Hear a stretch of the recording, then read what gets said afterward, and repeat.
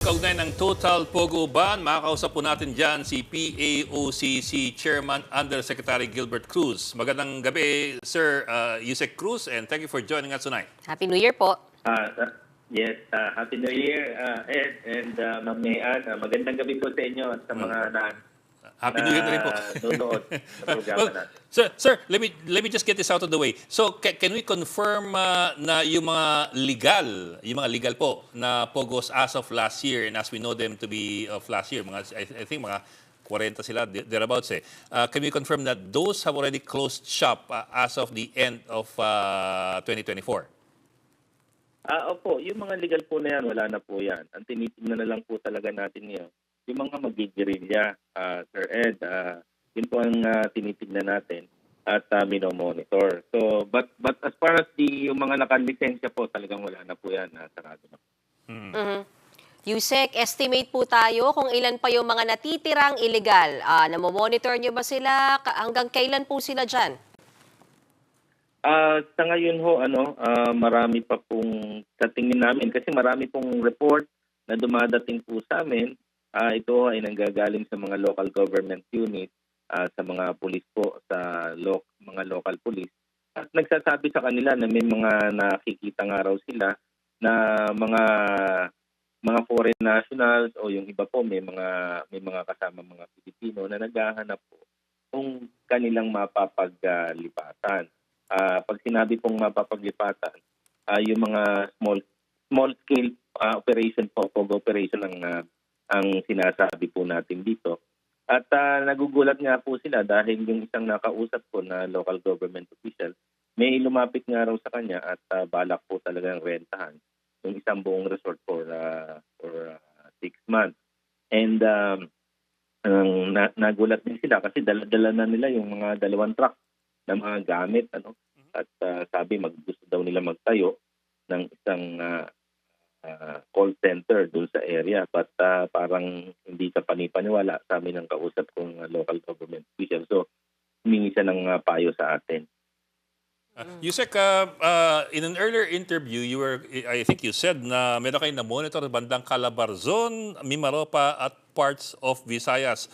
So, in a way, meron kahit papanong intel o timbre ng kanilang mga whereabouts. I'm talking about ito, of course, mga small scale na illegal na pogo.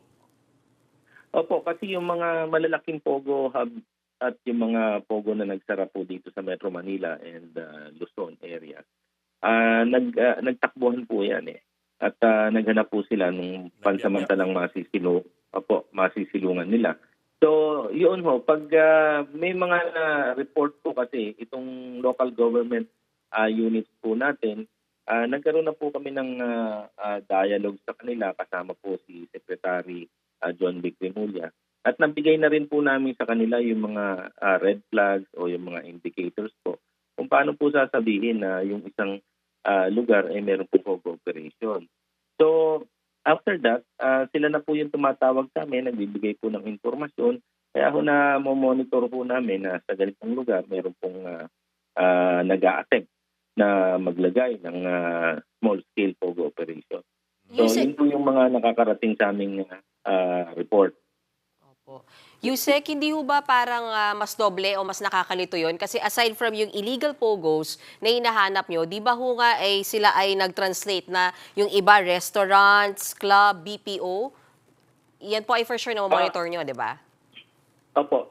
Ang maganda po kasi ngayon, ang direction po na binigay ni Presidente nung nag-meeting po kami is, ang sabi niya, hindi naman imposible kasi makapagtayo yung mga POGO operations na yan nang hindi alam ng mga local executives natin like yun sa barangay. Sabi niya, imposible yan yung mayor, imposible yan. At hindi na pwede dito yung dahilan ng mga local government officials. Nagulat na lang sila na biglang sumibol o biglang tumayo na 20 building doon o structures na hindi nila alam. So, ang sabi nga ni Presidente nung meeting po namin, tulong-tulong po ito. Ito po ay whole of government approach. So lahat po ng agencies like yung Philippine National Police, yung NBI po, yung Bureau of Immigration, at yung DSWD, sama-sama sama-sama po kami dito.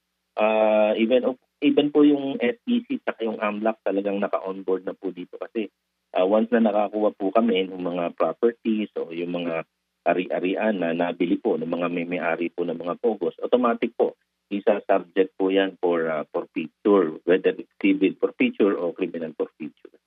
Yusek, earlier you were also quoted as saying na may mga 1,000 pang former POGO workers na unaccounted for and we suppose they are still in the country.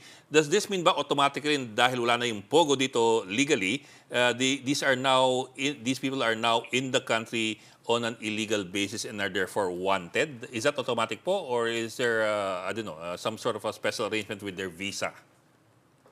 Ang ano po kasi diyan, Sir Ed, marami na pong yung mga visa po nila, yung mga working visa po nitong mga foreign national. Ito po ay kinancel na po noong October 15 pa. Okay. So ang mga foreign nationals po natin dito, dapat po sila ay nandito dahil mga tourist na lang po sila. So normally ang binibigay po diyan 30 days, 60 days. Okay. Nagpas na po, Sir Ed. Kaya yung stay po nila talaga rito, medyo may violation na po ng immigration laws. So the grace period is already over, kumbaga, as far as tourist Apo. stay is concerned.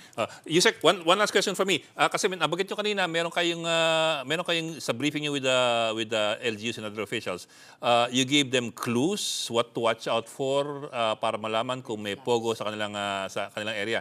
Can you give us an idea? Can you give the public an idea what to watch out for? Para lang, pag may alam, di matimbre.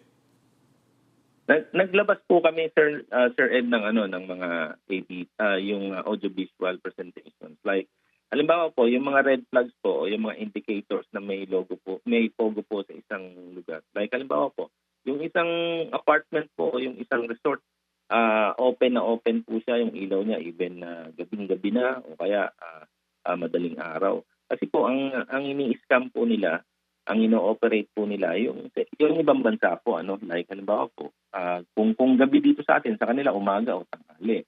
So tapos yung presence po ng mga foreign nationals, hindi po kasi makakapag-operate na puro Pilipino po sa ngayon kasi kailangan pa rin nila ang mga foreign nationals kung ang bibiktimahin nila, halimbawa po Malaysia, Indonesia o kaya Vietnam, kailangan po yung marunong po nung language ang magre-recruit ng mga maloloko nila bago ipasa ito sa mga Filipino POGO operators. So ganun ho kasi ang setup ipo-profile muna nila yung bibiktimahin nila. Pag meron na silang bibiktimahin, ipapasa nila ho sa grupo ng mga Pilipino na nag-i-engage naman po dito sa mga biktima. Okay. Maraming salamat, Undersecretary Gilbert Cruz, Chairman po ng PAOCC. Mga kapatid, may Los Baños po. Huwag magpahuli sa mga balita at impormasyong dapat ninyong malaman. Para sa mas malawak na balitaan at diskusyon, mag-follow at mag-subscribe sa social media pages ng News 5.